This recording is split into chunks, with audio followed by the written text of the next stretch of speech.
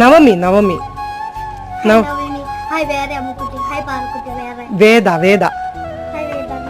വേദിക.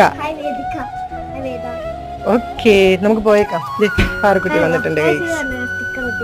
ആ കണ്ട, എന്റെ ഫോൺ മൊത്തം സ്റ്റിക്കർ ഒട്ടിച്ച്, പാറിന്റെ റൂം മൊത്തം സ്റ്റിക്കർ ഒട്ടിച്ചിരിക്കുകയാണ് ഗൈസ്. പോവാം. ആ അതെ അതെ അതെ, അതെ എന്റെ ഫോണാകും. ടാറ്റാ, ബാ വാ. ഹലോ, 4 മണിയായി.